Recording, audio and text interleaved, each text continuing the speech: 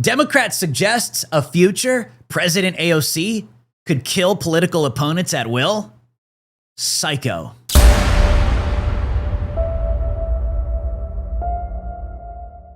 Democrat representative implies future leftist President AOC could kill GOP voters. A leftist congressman on Wednesday said the quiet part out loud regarding what a future Democrat president would do to MAGA voters if they had their way. Representative Jim Himes appeared on MSNBC to discuss Senator Lindsey Graham's comments regarding the strikes on Venezuela drug boats in the Caribbean. Himes predictably criticized Graham's comments and accused the White House of hiding a memo from Congress, supposedly arguing for the legal basis for these strikes. Himes then shockingly stated that if the Trump administration gets away with these strikes, a Democrat president like AOC would have no guardrails against taking out her enemies. That there is no legal authorization for these strikes. There isn't. There is a purported memo inside the White House articulating the legal basis for these strikes, which has not been shared with the Congress. Now, I wonder why it hasn't been shared with the Congress, because I bet if it exists, that it's nonsense. And look, if Lindsey Graham and other Republicans want to go the route of saying it's okay to kill people illegally, just so long as the American public supports it, the American public needs to really think that through. You know, there will be a Democratic president someday, and all my MAGA friends who are, cheering on these illegal killings need to imagine who gets killed when President Alexandria Ocasio-Cortez says that it doesn't matter what the law says. She's going to do what she's going to do. So look, I work here, so I understand the complete abnegation of principle and a complete thumbing of the nose at the rule of law, but I would hope that people like Lindsey Graham might not go that path, because it's a very, very dangerous path for this country to go down. It's true. That's the trajectory they are on.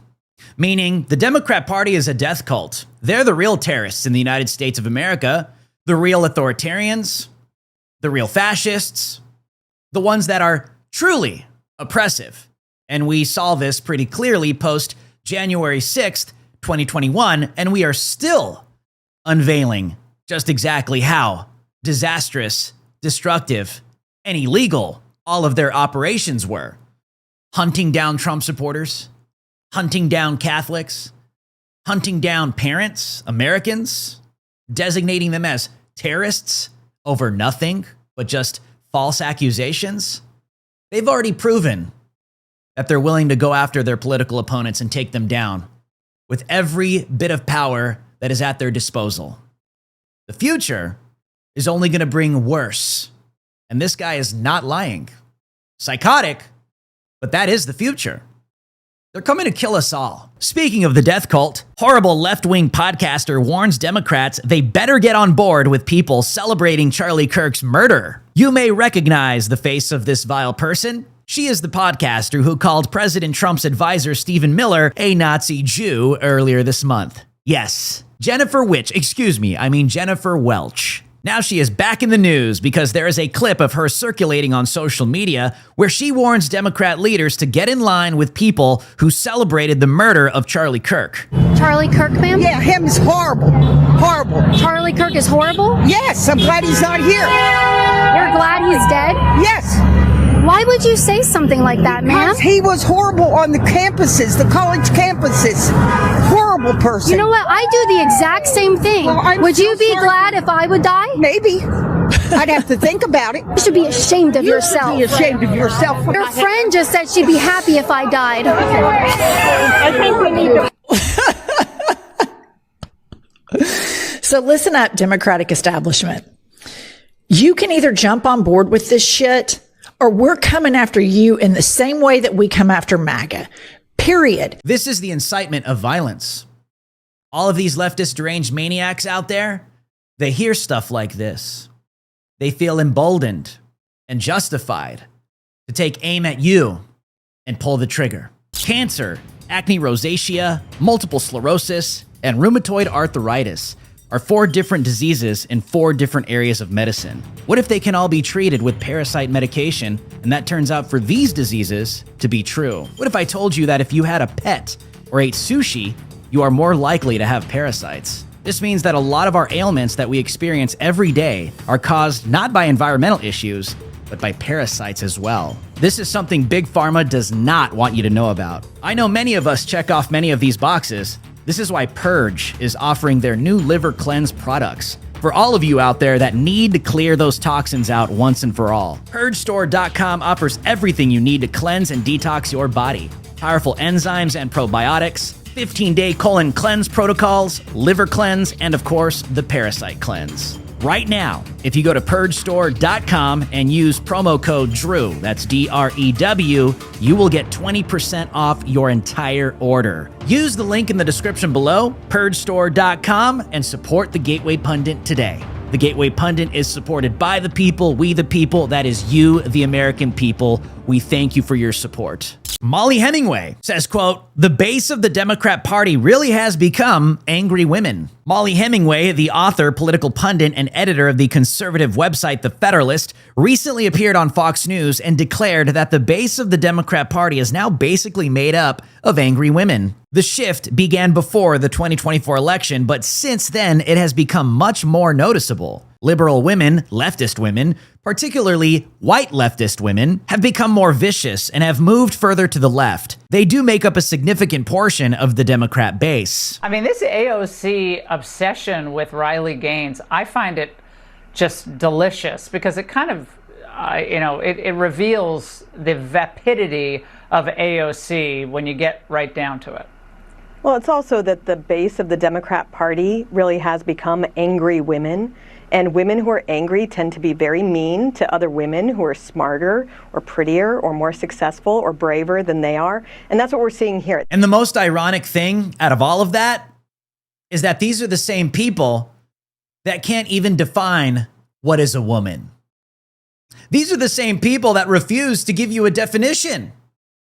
These are the same people that'll take a look at a biological male in a dress with lipstick on that identifies as a woman and say, that's a woman too.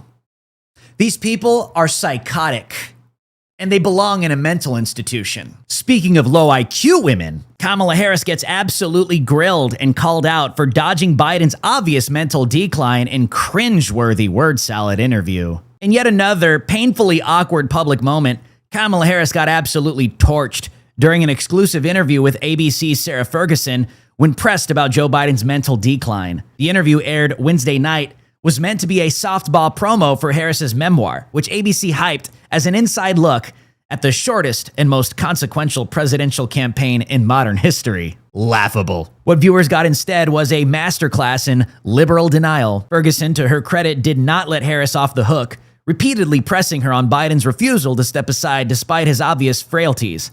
Frailties that were on full display during the disastrous debate where he could barely string a coherent sentence together. Joe Biden, then, to put it on him, wasn't his refusal to recognize his own frailties the reason that you faced a nearly impossible task? I ran against Donald Trump for president, and Donald Trump ran on a platform that was, in large part, I believe, misrepresenting his intentions to the American people.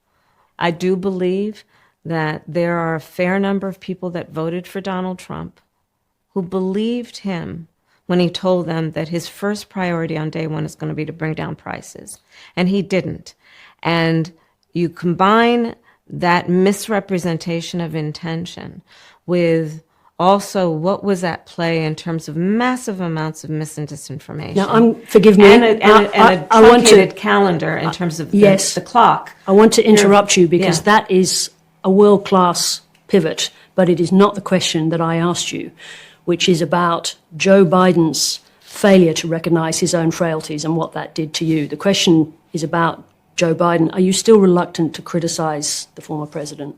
In what regard, please? Well, just in terms of that question. So you went on. What exactly would you like to ask?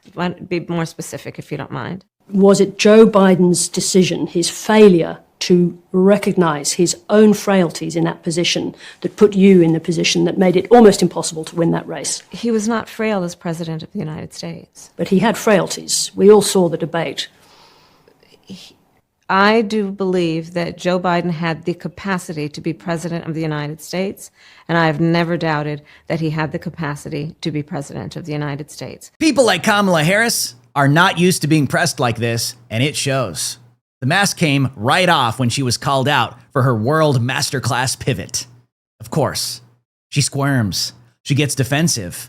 Because they're not used to being pressed. They're used to just softball interviews. Speaking of psychotic women, Nancy Pelosi sparks fury after she debuts a new fake Southern accent to mock Christians for their faith. Nancy Pelosi may no longer possess the power or mental sharpness she once had, but her bitterness towards conservatives and faithful followers of Christ remains strong. The former Speaker of the House attended a discussion hosted by the Harvard Kennedy School earlier this week. While being interviewed by journalist Allison King, she discussed her career in politics, her perspective on the political environment, her views on the Democrat Party's current status, and more. However, an otherwise uninteresting event turned nasty when Pelosi decided to get overly cruel. She decided to pull a Hillary Clinton and fake a Southern accent while mocking faithful Christians for supposed hypocrisy. You're people of faith.